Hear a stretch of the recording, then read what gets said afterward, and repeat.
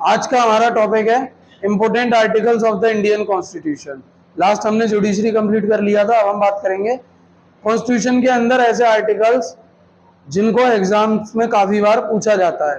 ठीक है ना, डायरेक्टली पूछ लिया जाता है कि इस आर्टिकल में कौन सी बात की गई है, ये बात किस आर्टिकल में की गई है, इस तरीके से वो क्वेश्चन पूछता है। तो वो सारे इंपॉर्टेंट आर्टिकल्स हम पढ़ेंगे जो एग्जाम में पूछे जा सकते हैं या पूछे गए हैं कभी ना कभी। ठीक है, तो चलो शुरू करते हैं। सबसे पहले आर्टिकल 1। आर्टिकल 1 क्या कहता है? Name and territory of the union. हमारा कंट्री एक यूनियन है, किसका? स्टेट्स का, यूनियन ऑफ स्टेट्स। क्या है हमारा कंट्री? Union of states. तो ये जो यूनियन है इसकी टेरिटरी क्या है? टेरिटरी मतलब रीजन, क्षेत्र।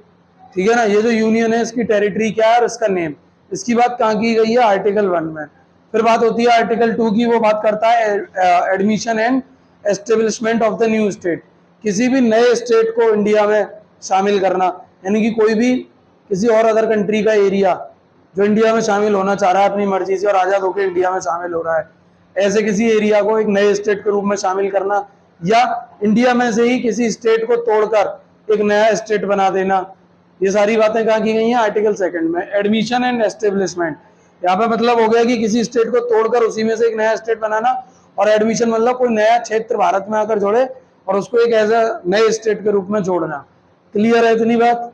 वो बात कहाँ की गई है? आर्टिकल 2 में, आर्टिकल 2 में। क्लियर है? अब बात करते हैं आगे की। फिर बात होती है आर्टिकल 12 की। आर्टिकल 12 बात करता है डेफिनेशन ऑफ द स्टेट। वो स्टेट नहीं जो स्टेट्स हैं, स्टेट मतलब कंट्री, एक देश के रूप में एक राज्य की बात करता है। राज्य शब्द जहां भी आपको संविधान के अंदर मिलेगा, कॉन्स्टिट्यूशन के अंदर जहां भी,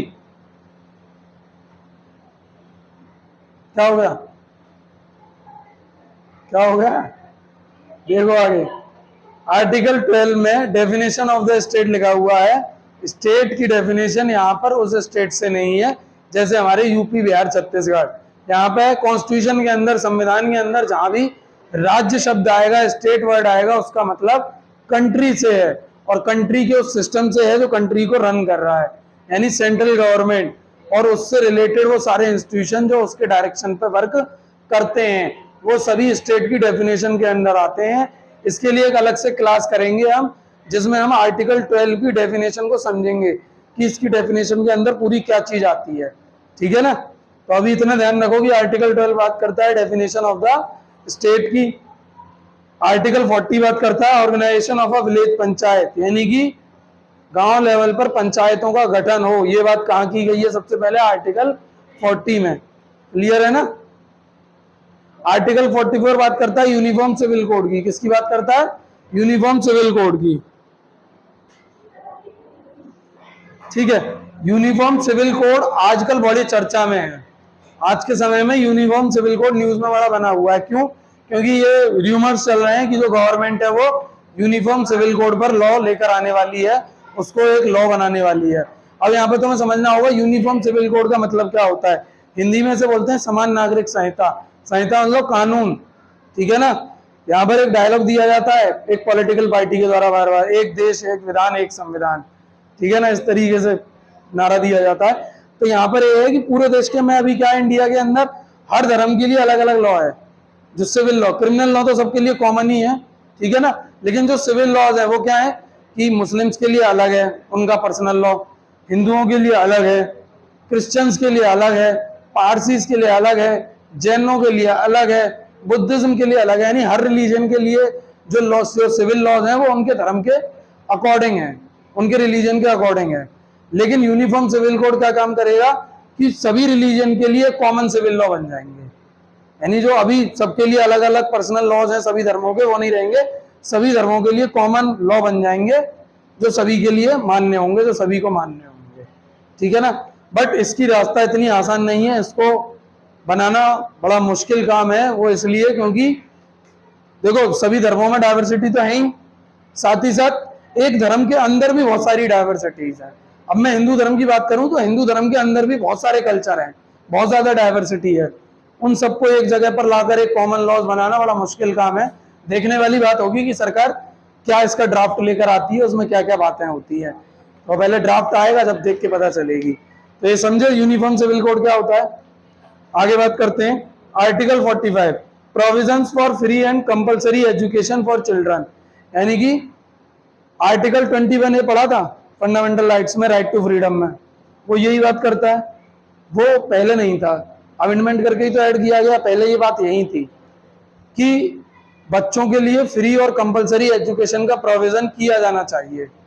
अब तुम्हें पता होगा कि हमारे जो कॉन्स्टिट्यूशन का पार्ट 4 है, DPSP, directive principle of state policy, article 36 to 51, उसी में आता है बीच में आर्टिकल 45, 44, 40 ये सारे।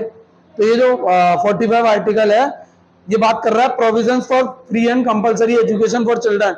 और डीपीएसपी में मैंने तुम्हें बताया कौन सी बातें लिखी गई हैं, जो सरकार को डायरेक्शन दी गई है कि देश में आने वाली सरकारें इसमें लिखी हुई बातों पर अमल करेंगी, कानून बनाएंगी, ठीक है ना, कोशिश करेंगी, उनकी कोशिश रहनी चाहिए कि इसमें लिखी हुई बातों को ध्यान में रखते हुए वो देश की पॉलिसीज बनाए। तो ये बात थी, तो काफी बाद में जाकर इसमें अमेंडमेंट करके इसको फंडामेंटल राइट की कैटेगरी में डाला गया, और फिर 6 साल से लेकर 14 साल तक की उम्र के बच्चों के लिए आज के समय में एजुकेशन फ्री और कंपलसरी है, और ये उनका फंडामेंटल राइट है। क्लियर, ठीक है ना, ये बात यहाँ भी है, और इसी बात को यहाँ से लेकर के फंडामेंटल राइट में डाला गया। क्लियर है ये सारे आर्टिकल्स। चलिए आगे बढ़ते हैं और देखते हैं और आर्टिकल्स। जी देखिए, अब बात करें हम आर्टिकल 51 की। आर्टिकल 51 कहता है promotion of international peace and security, यानी जो सरकार है वो इंटरनेशनल पीस और सिक्योरिटी को प्रमोट करेगी, ठीक है ना। सरकार की रेस्पॉन्सिबिलिटी बनती है कि वो इंटरनेशनल पीस और सिक्योरिटी को प्रमोट करेगी। आर्टिकल 51A फंडामेंटल ड्यूटीज की बात करता है, जो टोटल 11 है, जिसमें शुरुआती 10 जो थी वो 42 कॉन्स्टिट्यूशनल अमेंडमेंट 1976 के द्वारा ऐड की गई। उसके बाद लास्ट एक जो थी वो 86 कॉन्स्टिट्यूशनल अमेंडमेंट एक्ट 2002 के द्वारा ऐड करी गई। इस तरीके से टोटल 11 फंडामेंटल ड्यूटीज है, और इन फंडामेंटल ड्यूटीज को कॉन्स्टिट्यूशन में ऐड करने का रिकमेंडेशन एक कमेटी बनी थी, स्वर्ण सिंह कमेटी, उसने दिया था। क्लियर है। अब आ गई आर्टिकल 52 पर, जो बात करता है the president of India, India का एक प्रेसिडेंट होगा। Article 76 attorney general of India, India का एक अटॉर्नी जनरल होगा। अटॉर्नी जनरल का क्या मतलब होता है तो समझ लो, अटॉर्नी जनरल वो व्यक्ति होता है जो भारत सरकार की तरफ से भारत सरकार के सभी केसेस को सुप्रीम कोर्ट और हाई कोर्ट में देखता है, ठीक है ना।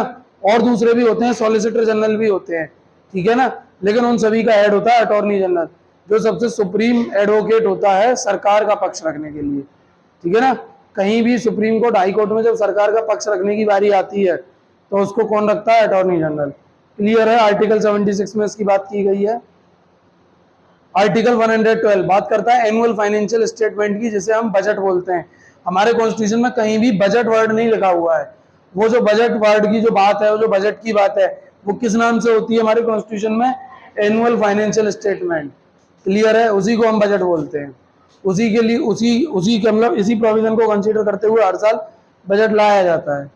क्लियर है इतनी बात। चलिए आगे बढ़ते हैं, देखते हैं आगे के आर्टिकल्स को। बात करेंगे हम आर्टिकल 124 की, जो बात करता है सुप्रीम कोर्ट के एस्टेब्लिशमेंट की। क्या की बात करता है, सुप्रीम कोर्ट के एस्टेब्लिशमेंट की। आर्टिकल 148 बात करता है controller and auditor general of India, इसको हम शॉर्ट में बोलते हैं कैग, CAG, कैग, ठीक है ना। इसका काम होता है केंद्र सरकार, सेंट्रल गवर्नमेंट और स्टेट गवर्नमेंट के होने वाले खर्चों पर नजर रखना, यानी सेंट्रल गवर्नमेंट और स्टेट गवर्नमेंट के द्वारा जो पैसा एलोकेट किया गया है उनको, वो पैसा कहाँ कहाँ कितना कितना खर्च हुआ है उसकी पूरी ऑडिटिंग करना, ठीक है ना, उसका पूरा हिसाब किताब रखना है। किसका काम होता है, controller and auditor general of India का। क्लियर है। इसकी बात आर्टिकल 148 करता है कि इंडिया का एक controller and auditor general of India होना चाहिए, ठीक है ना। आर्टिकल 243 ये बात करता है ग्राम सभा की। किसकी, ग्राम सभा की। गांव में ग्राम सभा होनी चाहिए। ग्राम सभा क्या होती है, किसी गांव में रहने वाले सभी वोटर्स को मिलाकर क्या कहा जाता है, ग्राम सभा, ठीक है ना। अगर गांव बड़ा है तो एक ही है, छोटे छोटे गांव है तो वो 2-3 गांवों को मिलाकर एक ग्राम सभा हो सकती है। उस पर्टिकुलर उन 2-3 गांवों में मिलाकर जितने भी उस गांव में रहने वाले लोग जो वोटर कार्ड में, जिनका वोटर कार्ड बना हुआ है, जो वोटर लिस्ट में रजिस्टर्ड है, उन सभी को मिलाकर क्या कहा जाता है, ग्राम सभा। क्लियर। फिर आता है आर्टिकल 312 जो बात करता है ऑल इंडिया सर्विसेज की। कौन सी होती है all India services, IAS, IPS, IFS, ये जो होती हैं IRS, ये क्या होती हैं, ऑल इंडिया सर्विसेज होती हैं। Indian administrative service, Indian police service, Indian forest service, Indian revenue service, तो ये होती हैं ऑल इंडिया सर्विसेज। क्लियर है? इनकी बात आर्टिकल 312 में की गई है। आर्टिकल 338 बात करता है national commission for the SC and ST, यानी schedule caste and schedule tribe community के लिए एक नेशनल कमीशन होगा, ये बात करता है आर्टिकल 338। फिर बात आती है आर्टिकल 343 जो यूनियन की ऑफिशियल लैंग्वेजेस की बात करता है, यानी जो यूनियन है, जो पूरी कंट्री है, उसकी ऑफिशियल लैंग्वेजेस क्या होंगी। फिर आर्टिकल 345 बात करता है स्टेट्स की ऑफिशियल लैंग्वेजेस की, कि इंडिया के अंदर जो स्टेट्स हैं उनकी ऑफिशियल लैंग्वेजेस क्या होंगी। क्लियर है? तो चलिए इतने आर्टिकल से अभी आगे और हैं कुछ, उनकी और बात करते हैं। अब आगे बात करें तो आर्टिकल 352 बात करता है नेशनल इमरजेंसी की, ये आप पढ़ ही चुके हो। आर्टिकल 356 बात करता है स्टेट इमरजेंसी की, जिसे हम प्रेसिडेंट रूल भी बोलते हैं। आर्टिकल 360 बात करता है फाइनेंशियल इमरजेंसी की। आर्टिकल 368 बात करता है powers of parliament to amend the constitution, यानी कॉन्स्टिट्यूशन में अमेंडमेंट करने की जो पार्लियामेंट की पावर्स है उनकी बात कौन करता है? आर्टिकल 368।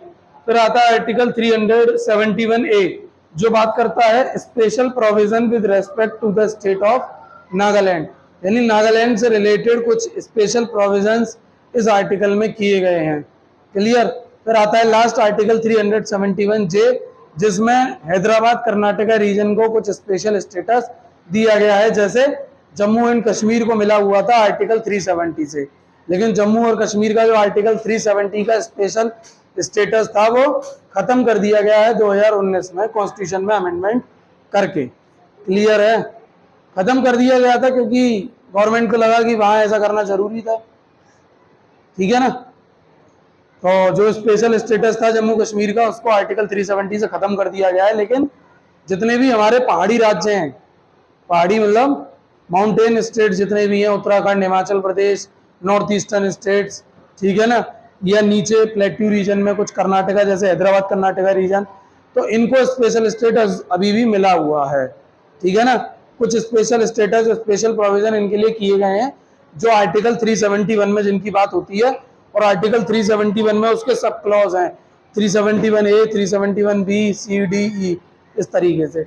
यहाँ पे मैंने दो की बात करी है, एक जो नागालैंड के स्पेशल प्रोविजन की बात करता है और जे जो हैदराबाद कर्नाटका रीजन के स्पेशल स्टेटस की बात करता है। तो ये थे इंपॉर्टेंट आर्टिकल्स। ठीक है, यहाँ पे आपका इंपॉर्टेंट आर्टिकल्स का टॉपिक खत्म होता है। कल हम बात करेंगे वैसे फंडामेंटल राइट्स की जो केवल इंडियन सिटीजन्स को मिलते हैं और किसी को नहीं। क्लियर? चलिए आगे बढ़ते हैं, कल मुलाकात होगी आपसे।